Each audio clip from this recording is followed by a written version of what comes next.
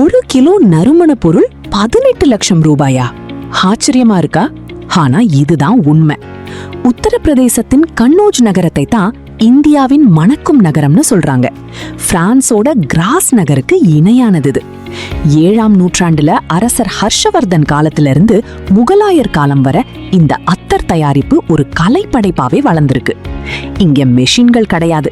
Tech பாப்காங்கிற பாரம்பரிய முறையில செப்பு கொப்பரைகளை வச்சு வெறும் நீராவிலேயே இயற்கையான அத்தரை தயாரிக்கிறாங்க.